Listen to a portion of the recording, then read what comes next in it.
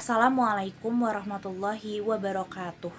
Alhamdulillahi haqqo hamdih. Wassalatu wassalamu ala sayyidina Muhammadin khairi khalqih wa ala alihi wa ashabihi ila yaumil liqa'i rabbih. Amma ba'du. Yang terhormat Ibu Dr. Hajah Ratu Suntiah MAG dan yang kami hormati Bapak Asep Gustiana MAG. Di sini kami dari kelompok 10 yang beranggotakan saya sendiri Nabila Amaliatus Solihah dan rekan saya Reza Fahlevi. Di sini kami akan membahas materi mengenai implikasi motivasi belajar dalam pembelajaran. Pembahasan pertama mengenai sifat motivasi. Di sini ada menurut Wina Sanjaya dilihat dari sifatnya, motivasi dapat dibedakan jadi dua, yaitu ada motivasi intrinsik dan juga motivasi ekstrinsik. Yang pertama, motivasi intrinsik itu ialah motivasi yang muncul dari dalam diri individu.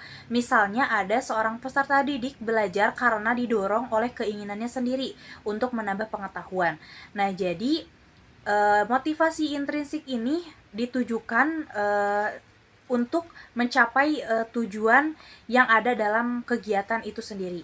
Nah, yang kedua ada motivasi ekstrinsik. Motivasi ekstrinsik ini ialah motivasi yang datang dari luar diri. Misalnya ada seorang peserta didik belajar dengan penuh semangat karena ia itu ingin mendapatkan nilai yang bagus. Jadi dengan demikian bahwa motivasi ekstrinsik ini mencapai tujuannya berada di luar kegiatan tersebut. Jadi di dalam proses pembelajaran, motivasi intrinsik itu sulit untuk diciptakan karena motivasi ini datangnya dari dalam diri siswa. Sedangkan hal yang mungkin dapat dilakukan adalah dengan mengembangkan motivasi ekstrinsik untuk menambah dorongan kepada peserta didik agar lebih giat belajar. Pembahasan selanjutnya mengenai bentuk motivasi. Di sini ada menurut Sardiman bahwa bentuk-bentuk motivasi itu dibagi menjadi dua, yaitu yang pertama ada motivasi intrinsik.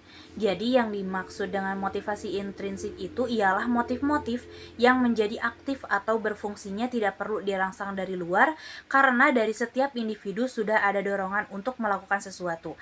Motivasi intrinsik ini bila tujuan dengan situasi belajar itu bertemu dengan kebutuhan dan juga tujuan anak didik untuk menguasai nilai-nilai yang terkandung dalam pelajaran itu. Nah, bila seseorang telah memiliki motivasi intrinsik dalam dirinya, maka ia secara sadar akan melakukan suatu kegiatan yang tidak memerlukan motivasi dari luar dirinya. Dalam aktivitas belajar pun, motivasi intrinsik ini sangat diperlukan, terutama dalam belajar sendiri. Yang kedua ada motivasi ekstrinsik. Motivasi ekstrinsik ini adalah kebalikan dari motivasi intrinsik. Motivasi intrinsik ini merupakan motif-motif yang aktif dan berfungsi karena adanya merangsang dari luar. Motivasi belajar dikatakan ekstrinsik bila anak didik menempatkan tujuan belajarnya di luar faktor-faktor situasi belajar. Motivasi intrinsik ini bukan berarti motivasi yang tidak diperlukan dan tidak baik dalam pendidikan. Motivasi ekstrinsik ini diperlukan agar anak didik itu mau belajar. Nah, di sini ada beberapa bentuk dan cara untuk menumbuhkan motivasi di dalam kegiatan belajar di sekolah. Di antaranya yang pertama bisa dengan adanya pemberian hadiah, dan yang kedua adanya saingan atau kompetensi, yang ketiga adanya memberikan pujian, dan yang keempat dengan diberlakukannya hukuman.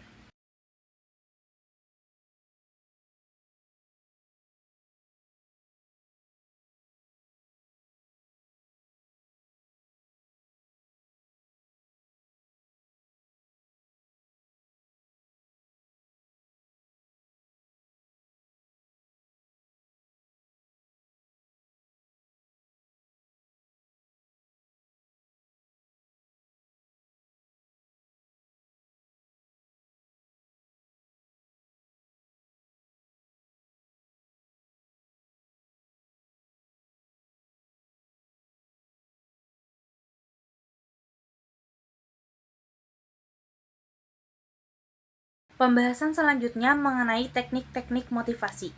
Dalam kegiatan pembelajaran di sekolah, seorang guru ini berperan sebagai motivator siswanya. Peranan guru sebagai motivator ini penting artinya dalam rangka meningkatkan kegairahan dan juga pengembangan kegiatan belajar siswa. Di sini ada beberapa teknik motivasi dalam pembelajaran. Yang pertama, pernyataan penghargaan secara verbal.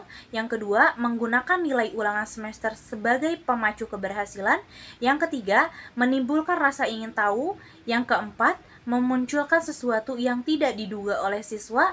Yang kelima, menjadikan tahap dini dalam belajar mudah bagi siswa. Dan yang keenam, menggunakan materi yang dikenal siswa sebagai contoh dalam belajar. Adapun pendapat dari Iskandar yang menerangkan bahwa teknik motivasi siswa dalam pembelajaran itu ada beberapa. Yang pertama, memberikan penghargaan dengan kata-kata seperti dengan mengucapkan ucapan yang bagus atau hebat ataupun menakjubkan. Dan yang kedua, memberikan nilai ulangan sebagai pemacu siswa untuk belajar lebih giat. Yang ketiga, menumbuhkan dan menimbulkan rasa ingin tahu dalam diri siswa. Yang keempat, mengadakan permainan dan menggunakan simulasi. Yang kelima, menumbuhkan persaingan dalam diri siswa. Sekian pembahasan dari kelompok kami. Mohon maaf atas segala kesalahan. Wassalamualaikum warahmatullahi wabarakatuh.